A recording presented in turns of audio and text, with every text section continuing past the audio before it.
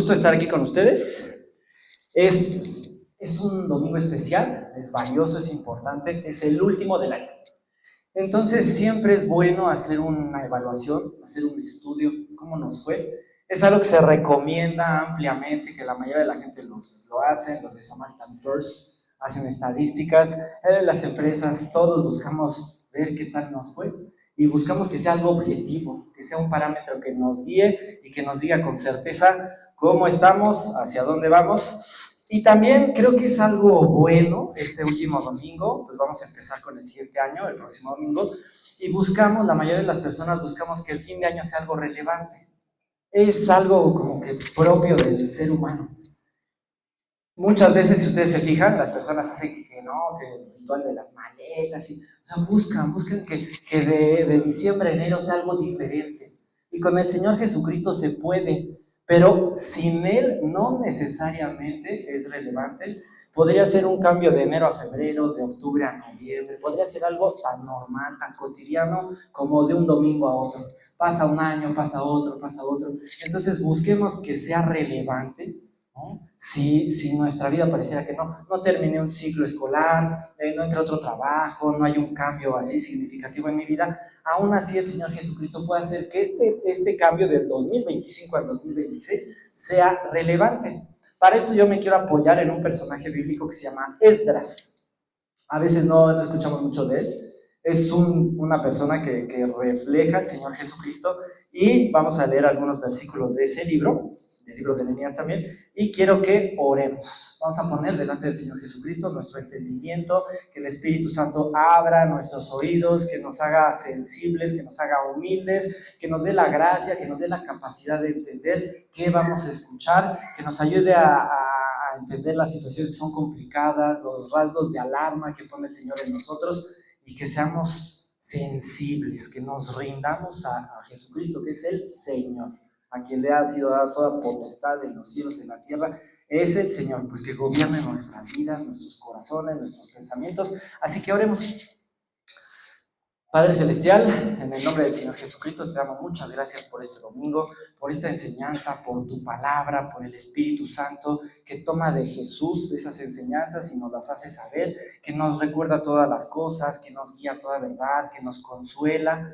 Te suplicamos que el Espíritu Santo haga esa obra de regeneración en las personas que no son salvas, que no se han rendido a ti. Te pedimos que valga la pena este tiempo, este estudio, que tú nos transformes, nos alimentes, nos des ánimo, nos des esperanza, nos des el deseo de rechazar el pecado, de renunciar, nos des la capacidad de entender qué tan trágico ha sido y qué tan trágico es y qué tan trágico puede ser para la eternidad. En tu nombre ponemos esta enseñanza, te damos gracias por este tiempo, esperamos cosas buenas de ti, Padre Celestial, y en el nombre del Señor Jesucristo oramos. Amén. Muy bien, pues miren, quiero platicarles algo acerca de este personaje y del contexto, del tiempo en el que él vivió. Él vivió por ahí aproximadamente del año 530 a.C. Era un líder, era un sacerdote, era una persona versada, dice aquí, versada en la ley de Jehová, y en el tiempo en el que él vivió se había cumplido ya el tiempo que había establecido el Señor Jesucristo para juzgar a los israelitas. Voy a leerles unos versículos de Jeremías, del profeta Jeremías 29, cuando habla acerca de que Israel, más bien del reino de Judá, se va a ir cautivo. Todos los israelitas ya, digamos, llegaron al colmo y el Señor Jesús los va a juzgar y los va a mandar 70 años fuera de su territorio al exilio, en una condición de servidumbre. No los va a premiar, pero les dice, miren, va a ser parte de la disciplina, vayan, tómenlo con seriedad y bueno, pues acepten este trato que yo les voy a dar. Les leo Jeremías 29, unos versículos del 4 en adelante. Así ha dicho Jehová de los ejércitos, Dios de Israel, a todos los de la cautividad que hice transportar de Jerusalén a Babilonia. Edificad casas y habitadlas, plantad huertos y comed el fruto de ellos, casaos y engendrad hijos e hijas, dad mujeres a vuestros hijos y dad maridos a vuestras hijas, para que tengan hijos e hijas, y multiplicaos allí, y no os disminuyáis, y procurad la paz de la ciudad a la cual os hice transportar, y rogad por ella, porque en su paz tendréis vosotros paz. Porque así ha dicho Jehová de los ejércitos, Dios de Israel: no se engañen vuestros profetas que están entre vosotros, ni vuestros adivinos, ni atendáis a los sueños que soñáis, porque falsamente os profetizan ellos en mi nombre. No los envié, ha dicho Jehová. Porque así dijo Jehová: cuando en Babilonia se cumplan los 70 años, yo os visitaré, y despertaré sobre vosotros mi buena palabra, para haceros volver a este lugar. Es otra cultura, fue otro tiempo, pero tiene mucha semejanza con nuestras vidas. Pasan esos 70 años, un gobernante que se llama Ciro emite un decreto, y entonces dice, bueno, que regresen, y regresa el primer remanente con un gobernante, con un líder que se llamaba Zorobabel. Regresan a Jerusalén y empiezan a edificar el templo. Fue el primer regreso, ¿no? Rompen muchas inercia, mucha gente ya no regresó. Empieza a tener, digamos, como que la sociedad, ¿no? La realidad empieza a dividir a las personas. Si ustedes recuerdan, al reino de Israel se divide en dos y lo conquistan a la parte grande, a Israel, los asirios. De esas 10 tribus, probablemente muchos ya se deshicieron, se hicieron polvo. No regresaron, no tuvieron entendimiento, el deseo de formar parte del pueblo de Dios. Se mezclaron y se perdieron. Bueno, el segundo reino todavía subsistió unos años después, y Nabucodonosor, en tiempos de un rey que se llamaba Sedequías, los conquista y se los lleva cautivos.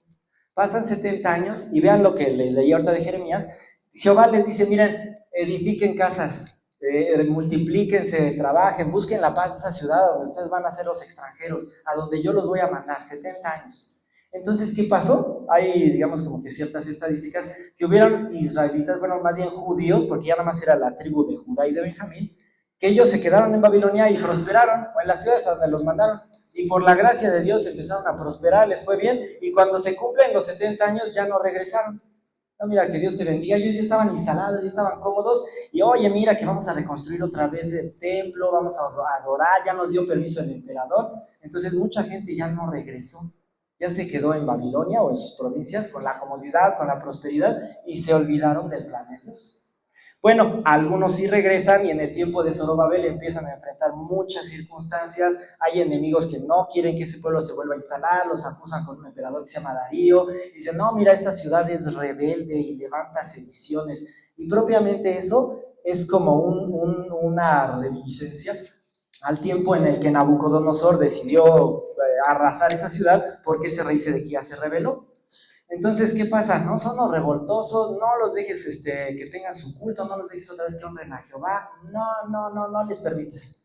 Pues en el primer regreso, muchas de esos, podríamos decir, de todos esos obstáculos son superados, y cuando llega Nehemías, como unos 70 años después de que pasó eso, Nehemías llega y ya se supondría que ya pues están instalados, que ya empezaron el templo, ya habían sacerdotes nombrados, y ya como que podríamos decir que todo tendría que ir caminando.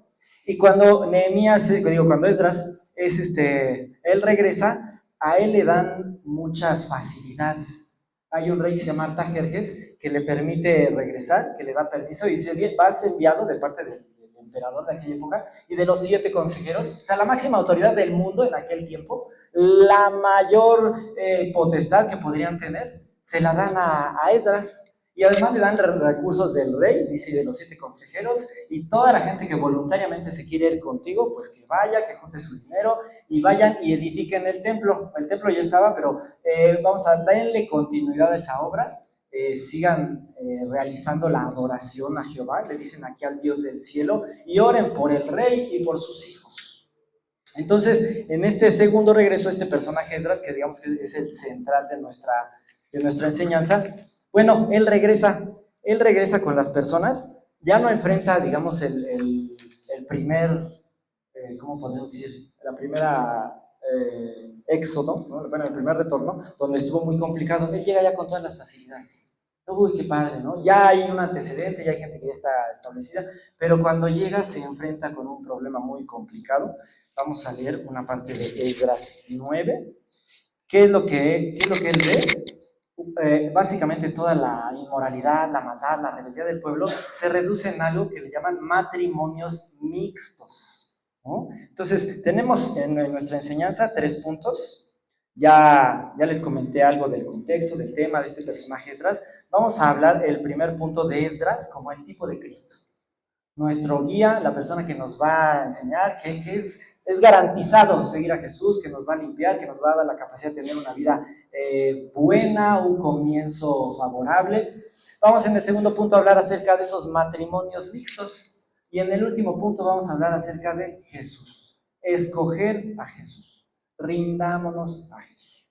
Entonces, en el primer punto, les comentaba que Esdras es un tipo de Cristo. Él guía a las personas y hay una parte, una carta de Artajerjes, les voy a leer, que hablan acerca de Esdras y dicen que es una persona, es un sacerdote, es una persona versada en la ley de Jehová. Podríamos recordar que Jesús dice, me llaman maestro y lo soy. Miren, les leo Esdras, capítulo 7, versículo 23. Dice, todo lo que es mandado por el Dios del cielo se ha hecho prontamente para la casa del Dios del cielo. Pues ¿por qué habría de ser su ira contra el reino del rey y de sus hijos?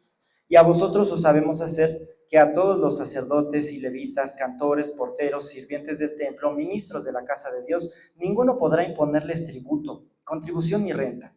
Y tú, Esdras, conforme a la sabiduría que tienes de tu Dios, pon jueces y gobernantes que gobiernen a todo el pueblo que está al otro lado del río, a todos los que conocen las leyes de tu Dios, y al que no las conozca le enseñarás, y cualquiera que no cumpliere la ley de tu Dios y la ley del rey, sea juzgado prontamente, sea a muerte, a destierro, a pena de multa o a prisión. Miren, Esdras es un guía, es alguien sacerdote, se parece a Jesús, intercede por el pueblo, pone delante de Dios al pueblo, a sus necesidades. Es una persona, dice aquí, sabio, entiende cómo resolver los asuntos de la vida cotidiana, puede guiar a las personas, y así es nuestro Señor Jesucristo. Los va a llevar de regreso a la tierra de Jerusalén a establecer el culto. Es una persona que sabe, dice aquí, que es erudito en la ley de Dios. ¿Y qué dice aquí? El emperador le da toda la autoridad y dice, le vas a enseñar a la gente la ley del Dios del cielo, la ley de Jehová. Y el que no obedezca la ley, digamos, espiritual y la ley secular, se ha juzgado. Podemos entender que las palabras del Señor Jesucristo tienen peso. Jesús decía, mis palabras son espíritu y son vida. No son cosa ligera, y el desobedecer, así como podían desobedecer a Esdras y podían, dice aquí, a muerte, a prisión, a destierro, a multa, hay consecuencias por no seguir al Señor Jesucristo, por no obedecer su palabra, por no rendirnos a Él. Y vemos que Esdras era una persona capaz de hacerlo, sabe cómo gobernar, sabe cómo establecer la paz. Miren, así digamos que secularmente una de las políticas de este imperio medo-persa es que dejaba que los reinos súbditos se gobernaran ellos solos. Y también sabemos que los israelitas, los judíos, bueno, ya aquí en este tiempo los judíos, eran revoltosos y tenían mala fama y eran gente peleonera y siempre estaban ahí en conflicto con los emperadores. Entonces, una de las estrategias, se dice, es que le dicen a Esdras, mira, tú sabes cómo se hacen las cosas, tú los conoces, tú los puedes gobernar, mira, encárgate de ellos, ¿no? Que es que ellos se sujeten a ti, y bueno, ya entonces el imperio va a tener la capacidad de gobernar y de tener una buena relación con ese reino súbdito. Entonces, es una forma de entender que Esdras es alguien que nos sabe guiar. El Señor Jesucristo es alguien poderoso, es alguien bien intencionado, es alguien que quiere la pureza moral de cada uno de nosotros. Y miren, vamos a nuestro siguiente punto. Llegan al lugar otra vez, llegan al regreso, al asunto de los matrimonios mixtos, vamos a hablar de eso. Ya llegaron, ya no enfrentaron las mismas circunstancias de la vez anterior. Ahora, recordemos quiénes regresan. No regresaron las 9 tribus esas que se quedaron en Samaria, que se volvieron los samaritanos, gente que se dispersó, que ya no le importó tener una relación con Dios, ¿no? Ellos se quedaron. No regresaron aquellas personas que prosperaron en Babilonia, aunque eran de los judíos, y dijeron, mira, ¿sabes qué? No, yo me quedo aquí, estoy bien, mira, Dios te bendiga y te mando una ayudita, una ofrenda, lo que sea, que les vaya muy bien, pero yo ya me quedo aquí. Se supone que regresan las personas consagradas, podríamos irnos identificando porque nosotros decimos o profesamos, o si es así, o la mayoría de nosotros profesamos que tenemos una relación con el Señor Jesucristo. Dentro de los que regresan hay algunos colados, si ustedes se acuerdan de la historia, que llega gente que dice, no, nosotros queremos edificar con ustedes y nosotros también queremos formar parte de este retorno, pero no encuentran su linaje, ¿no? Entonces, no es el caso de las personas que profesamos seguir a Jesús. No decimos, bueno, pues mira, yo le hago así, y yo como que me parezco a las personas. Yo me acuerdo, iba a una congregación grande y había una persona muy curiosa que decía, es que yo no soy cristiano. Y dice, bueno, pues entonces, ¿qué haces aquí? ¿No? Y él también participaba en el servicio y todo. Decía, yo soy creyente. ¿No? Y dices, qué rara concepción, ¿no? Pero se supone que nosotros no somos así. Conocí a otra persona que llegaba, dejaba a su esposa y él se salía. Y decía, no, miren, pues yo estoy aquí, buenos días, saludaba a las personas, a todos, pero él decía, yo no soy cristiano, a mí no me involucren, ¿no? Yo respeto a ustedes, qué bueno, que miren mi esposa, está muy bien, yo no formo parte de esto. Y entonces, no es el caso de nosotros. Podríamos decir que somos, ¿no? Nos podemos identificar con ese remanente que regresa con Esdras, que decimos que buscamos al Dios del cielo. Aquí en la narración nos empiezan a decir acerca del tipo de gente que regresó. Dice que regresan los judíos, los de Benjamín, los levitas, regresan sacerdotes, regresan cantores, dicen que regresan los príncipes, llegan con recursos, con el permiso, y también hay, ¿cómo podríamos decir?, una similitud con nuestra vida. De alguna forma Dios ha hecho todo lo necesario y nos ha dado todo para que estemos aquí. Ha provisto el decreto de Ciro y de Artajerjes y de todos ellos, y estamos aquí y nos han provisto de lo necesario. Y algo bueno que ahorita vamos a ir viendo es que tal vez no nos ha dado los mismos recursos y la mismísima autoridad de Esdras, porque hay áreas en nuestro corazón que necesitan ser entregadas a Jesús. Y es lo que pasa cuando llega Esdras con ese séquito, llegan y se instalan y le dan la noticia, y mira, ¿qué crees? Le dicen, el pueblo está lleno de matrimonios mixtos. Voy a leerles unos versículos de Esdras 9.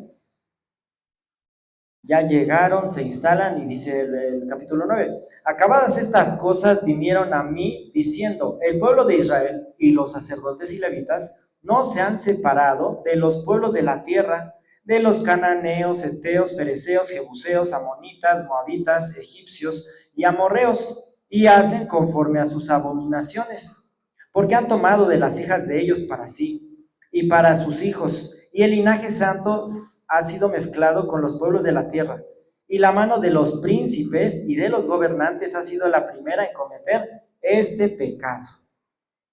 Fíjense, llegan, tienen todos los recursos, y cuando llegan se dan cuenta de esa mezcla. No es propiamente que Dios sea racial, ¿no? Que digan, no, pues toman los israelitas, son un pueblo y los demás ¿no? Podríamos recordar acerca de matrimonios mixtos. Yo me acuerdo de Obed, de Boz, que se casa con Ruth la Moabita, ¿no? Podríamos recordar de una mujer que se llamaba Rahab, ¿no? En Jericó, cuando entran, y ella se casa con Salmón, y son parientes, son antecesores del Señor Jesucristo. Gente de toda tribu, lengua y nación se rinden a Jesús, y ese es el Evangelio. Está diseñado para gente de todo tipo, no solamente para unos sí, para otros no, para los que se portan bien, para los bonitos, para los guapos, para los listos, no. El Evangelio es para todos. Pero ¿qué pasaba? Esos matrimonios no los llevaban a nada bueno. Podríamos recordar de Salomón, que tuvo matrimonios mixtos y que se casa con mujeres de los amonitas y que de los moabitas, y que entonces tienen prácticas, dice aquí, abominables, asquerosas, horribles. No vamos a entrar en detalle cómo se comportaban esos pueblos cananeos, egipcios, etcétera. Pero algo importante que es aquí, cuando Esdras escucha la noticia, cuando sale a la luz eso de los matrimonios mixtos, podríamos entender que es un concepto que engloba muchas cosas. ¿Qué es lo que, o cómo podemos irlo entendiendo de entrada? Dice aquí, matrimonios. Podríamos recordar, el Señor Jesucristo, el Creador, establece a Adán y a Eva, los une en matrimonio, ¿y qué dice Adán? Huesos de mis huesos y carne de mi carne, mi mujer, etcétera, ¿no? Oh, qué felicidad, qué plenitud, ¿no? Se habla de Jesús, que es el esposo de la iglesia, es la cabeza de la iglesia, es el que la guía. ¿no? Si ustedes pueden entender, ¿se acuerdan del libro de Cantar de los Cantares? Oh, mi amado y mi amada. O sea, es una relación, el matrimonio es una relación de plenitud. Es la representación de cómo el Señor Jesucristo ama y bendice y quiere relacionarse intensamente, cercanamente, con amistad, con sus redimidos, con aquellas personas que se han rendido a Él. Es una relación de compañerismo, de amistad, de disfrute, de deleite, y bueno, de que la iglesia tiene que buscarlo y sujetarse a Él y disfrutarlo. Entonces, cuando vemos que ellos se casan, que hay personas que se casaron con los egipcios, los pueblos cananeos, heteos, fereceos, podríamos pensar que es algo así. No es nada más que celebraron una ceremonia y bueno, pues ya, mira, hicimos un trato comercial. No, o sea, todo el disfrute, todo lo que el pueblo de Dios, el pueblo de Jehová, de Dios de los cielos, no ha podido obtener de Dios, lo obtienen, lo buscan en ese matrimonio, ¿no? Entonces, todo ese cantar de los cantares, se lo dicen, se lo recitan a quién? A los cananeos, ¿no? A los egipcios. Toda esa amistad, todo ese disfrute lo tienen con los pueblos de la tierra, con gente abominable, con gente que para los ojos de Dios hacen cosas horribles. ¿Y qué es lo que ha hecho el pueblo? Se ha ido a emparentar, se ha ido a pactar, ¿no? Porque el matrimonio es ese vínculo, es esa unión de hasta que la muerte nos separe, ¿verdad? Es esa unión intensa, íntima, que las personas tienen, ¿no? En este caso nosotros debemos, sí, ¿no? Nosotros, la gente que profesaba ser seguidores de Dios, tenían que tener con Él, con el Creador, con el Dios del cielo, pero en lugar de eso, ¿qué dicen? ¿Sabes qué? Yo prefiero tener un matrimonio con el mundo y con el pecado. Y eso también es algo que nos empieza a confrontar. Dices, bueno, tal vez, que oraba Esdras y decía, nos mandaste de cautivos. Ahorita la tierra en la que nosotros estamos, la tierra produce cosas buenas, pero esa bendición se va para los que nos tienen gobernados, para los emperadores. Y nosotros somos siervos y estamos en vergüenza. Es una situación complicada, pero imaginémonos, le dice Esdras cuando está orando, y tantito nos has dado vida en medio de la servidumbre, porque no nos trataron tan horriblemente como en Egipto, porque algunos prosperaron y todo. Entonces, no nos has tratado mal, nos has dado cierta vida, y esas buenas oportunidades, esos respiros, los hemos usado para el pecado, para mezclarnos otra vez, y recordemos que esos matrimonios mixtos fueron los que llevaron al pueblo a Babilonia. Fueron la causa por la cual el Señor Jesucristo, bueno, Dios los juzgó y los mandó cautivos y los mandó dispersos. Entonces, tienen un poco de oportunidad, de chance, de recursos, les está yendo bien y otra vez van a lo mismo. Bueno, Dios, ellos no quisieron rendirse a Jesús, no quisieron disfrutarlo, no quisieron acercarse, pero también hay algo importante. Dios no les dio esa plenitud. No son las dos cosas. Es que el ser humano, es que estas personas le dijeron a Jesús, no, quiero ir a buscar las cosas en otro lado. Pero también Dios no se los dio. Y de alguna forma podríamos ir entendiendo por qué Dios no te da esa plenitud, no les dio esa plenitud. ¿Cómo se las va a dar si son enemigos, si son gente parecida como a los que peregrinaban en el desierto? Que le decían a Jesús, estamos hartos del maná, ¿se acuerdan? El becerro de oro, ¡pum!, ¿no? Se juntaban en la mañana y vamos a dar nuestro oro y etcétera, y sí, fiesta, ¿no? ¿Qué le decían a Jesús? Ay, es que este pan, recuerden que Jesús se presenta como el pan del cielo, ¿no? ¿Qué le dice la gente a Jesús en el peregro? Este Moisés no sirve, no nos ha podido meter a la tierra prometida. Y estamos hartos de ti, ¿no? De Jesús, de este pan liviano, queremos carne. Entonces, recuerden lo que le decía Jesús a Nicodemo, nadie puede entrar en el reino de Dios si no nace de nuevo. ¿Por qué Dios nos daría el reino? ¿Por qué Dios nos daría la plenitud, la prosperidad, si somos sus enemigos? Si en el corazón está el deseo del pecado y del mundo. Entonces empezamos a ver que había complicaciones en el corazón, había maldad, había matrimonios con el mundo, con el pecado. Y algo que también empieza a tener mucha importancia, mucha relevancia, tienen su matrimonio. Llega Esdras y entonces empiezan como que a mover las cosas. Ay, ¿qué pasó? Y que, a ver, vengan, y que los llama, y 3 días, y ustedes tienen que renunciar, y la lluvia y el frío, ¿no? Entonces, empiezan a haber circunstancias que cambian esa comodidad, ¿no? Ya el pueblo ya está, sí, ya estamos muy bien, muy felices, tenemos nuestro matrimonio y la vamos llevando. Era un tiempo de letargo. Yo recuerdo Nehemías capítulo 1, que son como unos 15 años después, unos 10 años, que le mandan un informe a Nehemías y le dice a su hermano, es que el pueblo está en gran mal y afrenta, y los muros están derribados y estamos muy mal, ¿no? En este tiempo no hay un versículo que diga eso, ¿no? O sea, la gente está casada, está contenta, está cómoda. Cuando llega aquí Esdras, entonces, ¿qué es lo que empieza a pasar? Ya le denuncian el pecado, ¿no? ¡Pum! ¿No? Le dicen, mira, las cosas están así.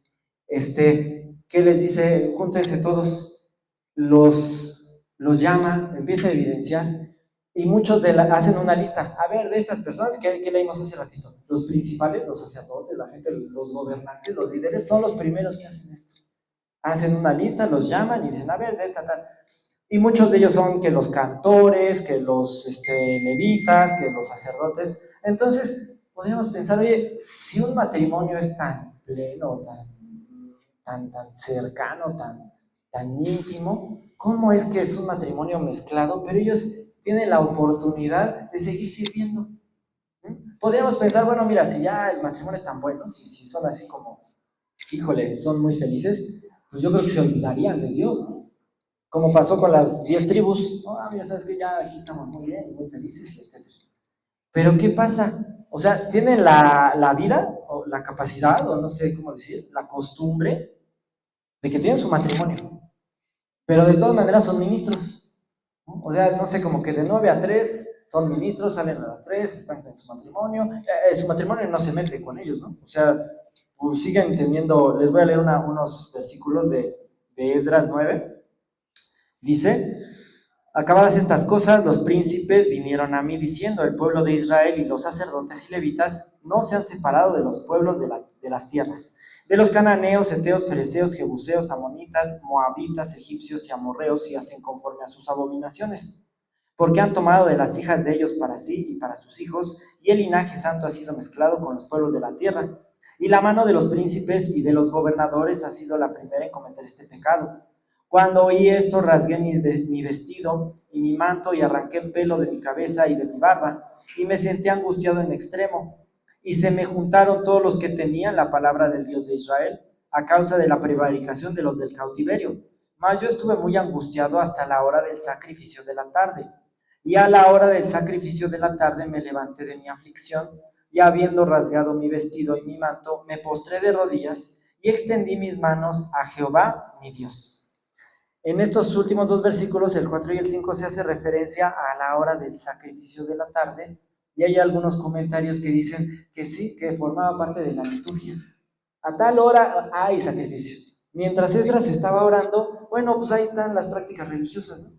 La gente tiene su matrimonio mixto, son ministros, hacen sus ceremonias, pero de todas maneras tienen esa vida pecaminosa que los lleva a consecuencias horribles. Hacen, dice aquí, cosas abominables, y entonces en ese momento entra ¿cómo podríamos decir? La intervención de Dios a través de Esdras. ¿Qué es lo que pasa? No es propiamente que están muy bien. Ustedes podrían recordar, hablando del matrimonio de Adán y de Eva, ¿no? Adán se junta, hueso de mi hueso, guau, ¿no? Y le dice Dios a Adán, si alguien come de este árbol va a morir. Y la primera que comió fue Eva, ¿no? Pum, agarra, extiende el fruto y se lo come. Entonces, ¿qué pasó en la cabeza de Adán? Pues si alguien ya comió, ¿qué le va a pasar a Eva? Se va a morir. Pero como Adán la amaba, y pues realmente sí, ¿no? Se entusiasmó. ¿Qué dijo Adán? Pues prefiero irme con Eva. Ay, me muero con Eva, porque eran bien románticos. Ay, me voy con Eva, en lugar de decir, bueno, Señor Jesús, pues ya se murió, mi lealtad está contigo, no sé qué va a pasar, mira, no es inocente, ahora sálvala, ¿qué vas a hacer? Que dijo, no, pues nos morimos juntos. Entonces, esos matrimonios, esas uniones sin el Señor Jesucristo, ¿a dónde llevan? ¿Qué clase de vida iban? Seguimos recorriendo la película, viene el libro de Nehemías, están en gran mal y afrenta, y después de eso la perdición eterna, porque el Señor Jesucristo va a mandar a sus enemigos al lago de fuego. Entonces, ¿qué pasa? Llega Esdras y los llama a todos al arrepentimiento. Vamos a empezar nuestro punto número 3. es algo importante, escojamos a Jesús. Vamos a ir entendiendo. La gente estaba cómoda.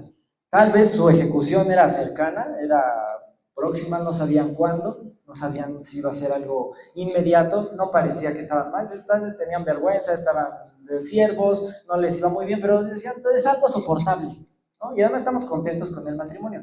Cuando llega esas que le dicen, tienen 3 días para que ustedes se junten, ¿no? El pueblo es mucho, bueno, sí, en 3 días el que no venga va a perder su hacienda y va a ser excomulgado, ¿no? Lo vamos a sacar de aquí de la comunidad de ellos. Bueno, dice que el tiempo es lluvioso, hay mucha gente. Entonces, ¿qué pasa cuando llega el Evangelio, cuando llega esa reprensión a nuestra vida, cuando Dios nos dice, mira, ¿sabes qué?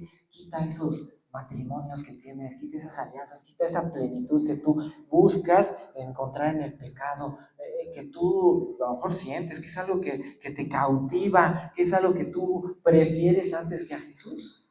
Jesús dice, mira, es pronto. No tienes que decir, bueno, esta decisión la voy a dejar para de aquí a un año. Mira, pues a lo mejor entrando de vacaciones, ahora sí vamos a poner a orar. ¿Qué es lo que dice Jesús? Ya, ríndete. ¿Y qué pasa? Dice, no, pues es que está lluvioso. Bueno, no esperemos el mejor tiempo, no esperemos que las circunstancias sean las más favorables, que se pase el tiempo de la lluvia. Dice que están aquí porque hay frío, ¿no? Entonces, así a veces es el Evangelio a nuestras vidas. Puede ser incómodo, ¿no? Estaban tranquilos, quién sabe cómo les va a ir, pero ahorita estamos tranquilos. Pero ¿qué empieza a pasar? Bueno, hay un mensaje en el que ellos, para empezar, son evidenciados. Porque cuando hacen una lista, que empiezan a hacer los nombres de tal y de cual y de la otra persona, y muchos eran los dirigentes, y miren, así es, ¿no? O sea, el Señor Jesús nos confronta. No nos ha puesto en una lista, digamos, ahí, ¿no? En la Biblia o en un lugar público, pero nos dice, mira, todo está registrado. Es parte del entendimiento, de la omnisciencia del Señor Jesús. Aquí está. La gente que decían, o sea, eran 3 días. Si no se acercaban, iban a perder su hacienda, ¿no? ¿Qué pasa? Probablemente no es un negocio. El Señor Jesús no dice, mira, si tú renuncias a 10 pesos de pecado, yo te voy a dar 20. ¿No? En cuanto tú renuncies a tu matrimonio mixto, mira, ya te tengo así una caja de regalos para ti, porque bueno, ¿cuánto vale tu lealtad? No es así, ¿no? El Señor Jesucristo no nos va a ofrecer un trato más atractivo que el que tenían con el pecado, que el que tuviéramos con el pecado. Nos dice, mira, es apremiante, ya. Muchas personas de estas probablemente no eran salvas, no era un matrimonio de gente, pues muy consagrada y que, por un error se casaron. No, o sea, están tranquilos, ¿no? Tienen un buen vínculo, están cómodos, no hay complicaciones, su matrimonio les alcanza, digamos como que la relación les alcanza para que le dejen al esposo ir a servir y la familia pagana está ahí, o sea, pareciera como que todo está bien, ¿no? Como que el elemento que empieza a ser incómodo es el evangelio. 3 días, si no, mira, vas a perder todo. Y después de eso, les dice, bueno, tienen que despedir a todas las esposas extranjeras. Y dicen, algunas de ellas ya engendraron hijos, ¿no? Entonces, ¿qué tienen que hacer? Pues formarse, porque son muchos, esperarse, mojarse, padecer del frío. Híjole, ¿no? Empieza Dios a tratar con las personas y todo para que lleguen al objetivo de divorciarse. ¿Qué implicaba eso? ¿No? Pues que ellos tenían una plenitud, una satisfacción en su matrimonio mezclado. Y dice Dios, tienes que dejarlo, ¿no? Todo ese apego, todas esas bonitas emociones, toda esa amistad, todo lo bonito que tenían de ese matrimonio mezclado, tienes que renunciar y empezar de cero, ¿no? De nada, de que, oye, pero es que ya lo que tenía, no, renuncia. En algunos comentarios dicen que era algo parecido a lo que ahora pasa. No hay propiamente una indicación en el libro de Esdras que diga así, pero les decían, no nada más las desechaban, ¿no? Como ya había cierta responsabilidad y a veces habían hijos, les tenían que dar algo así como una pensión, o sea, no las desechaban más, sino que las mandaban así con bienes. Entonces, el hecho de que se desprendieran mínimo era desapegarse absolutamente de sus emociones, de su estilo de vida, pero tal vez incluía que invirtieran algo de ese, iba a costarles a lo mejor algo de bienes, el hecho de que se separaran de ese matrimonio mezclado, ¿no? Y luego dice aquí que algunos engendraron hijos, entonces ya no nada más era la unión marital, ¿no? Ya habían consecuencias, digamos, accesorias, ¿no? Entonces, ¿qué pasa con el pecado? No nada más fue al baile, pues es sencillo, bueno, gusto en conocerte, mira, ya estuvo muy mal, seguido ya me estaba apuntando. No, ya empiezan a haber consecuencias que no eran propiamente las iniciales, pero es parte del llamado del evangelio que Dios hace para nosotros. Pensaremos que no es cómodo. Jesús no llega y dice, ay, mira, eh, te quiero mucho, ¿no? Hay una confrontación. Podríamos entender eso, ¿no? En medio de lo poquito que Dios me ha dado, tal vez lo he usado para la maldad. Ahora, si me diera lo que le dio a Esdras, ¿no? Pues, ¿qué voy a hacer con lo que Dios me ha dado? Tal vez esto se multiplicaría. Decían de Esdras, eres un varón sabio, erudito, el sacerdote, el que sabe guiar a la gente conforme a la sabiduría que Dios te ha dado, ¿no? En el imperio lo conocían a Esdras, Artajerjes le manda esa carta. Entonces podríamos pensar de nosotros, la gente, ¿qué fama tengo? ¿No? Soy un cristiano sabio, soy un seguidor del Señor Jesucristo, que las personas me conocen, que tengo la capacidad de aplicar los principios bíblicos para la cotidianidad, para resolver problemas, puedo influir en los demás, o a lo mejor mi vida es una mezcla de algo religioso, de una profesión de fe, de que yo digo que soy cristiano, pero también tengo mi matrimonio con el mundo y lo he compaginado y digo, no, no hay problema, mira, yo sigo sirviendo. Y miren, quiero leerles porque al fin de cuentas todo tiene consecuencias. ¿Se acuerdan que dice, no os engañéis, Dios no puede ser burlado, lo que el hombre sembrar, eso también se hará? Y decían que un profeta, sembraron viento y cosecharon torbellino. Entonces se empieza a volverse incómoda la situación. Les quiero leer unos versículos de Apocalipsis 2, del 18 en adelante, a la iglesia que se llama Tiatira. Dice, y escribe al ángel de la iglesia en Tiatira, el Hijo de Dios, el que tiene ojos como llama de fuego y pies semejantes al bronce bruñido, dice esto. Yo conozco tus obras y amor y fe y servicio y tu paciencia, y que tus obras postreras son más que las primeras. Pero tengo unas pocas cosas contra ti, que toleras a esa mujer Jezabel, que se dice profetiza, enseña y seduzca a mis siervos a fornicar y a comer cosas sacrificadas a los ídolos, y le he dado tiempo para que se arrepienta, pero no quiere arrepentirse de su fornicación. He aquí yo la arrojo en cama y en gran tribulación a los que con ella adulteran, si no se arrepintieren de las obras de ella. Y a sus hijos heriré de muerte, y todas las iglesias sabrán que yo soy el que escudriña la mente y el corazón. Yo os daré a cada uno según vuestras obras. El pecado va a tener consecuencias. El hecho de que las personas querramos ser cristianos, ser seguidores del Señor Jesucristo y además tener un vínculo, un matrimonio con el pecado y con el mundo, es algo que molesta al Señor. Dice una parte de Corintios, no somos más fuertes que Él. Es una provocación para el Señor Jesucristo, para su santidad. Y aquí también, cuando le habla a esta iglesia que tiene a Jezabel, que hay personas que fornican y que comen cosas sacrificadas a los ídolos, dice, yo la arrojo en cama, ¡pum!, ¿no? Y en gran tribulación. Miren, esta expresión se repite, ¿no? Gran tribulación, gran sufrimiento. La gran tribulación, ¿no? ¿Cuál es? Bueno, una de esas grandes, la gran tribulación, son esos 3 años y medio las cosas se ponen muy feas, todo después del rapto, ¿no? Varias veces el Señor Jesús le dice a la iglesia que van a ser raptados, que van a ser librados de la hora de la prueba, que este mundo después del rapto va a ser horrible, va a estar horrible, va a estar podrido, ¿no? Gran tribulación cual no ha habido desde antes del mundo, tal vez ni siquiera nos podemos imaginar, podríamos comparar con épocas de sufrimiento antes de ahora, pero dices algo que supera todo antecedente. Y una de las promesas de la iglesia es que vamos a ser librados. Tenemos al Señor Jesucristo y ya ganamos. Ya, nos va a librar aquí, ahorita es la prueba moral, día a día, pero en el momento en el que pase el rapto, la iglesia se va. Si ahora es difícil que yo me pueda desprender, que yo pueda tener una vida santa, si ahorita en el momento de la iglesia me cuesta trabajo, se me hace abrumador, prefiero encontrar la plenitud en el mundo, ¿qué va a pasar en el momento de la gran tribulación? La gente se va a quedar. con una profesión de fe, con un, ay, sí, yo soy cristiano, una, un nombre, ¿no? Pero si no es algo real, si no hay una salvación, si no soy parte de la iglesia, de la esposa del Señor Jesucristo, dice aquí, se van a quedar.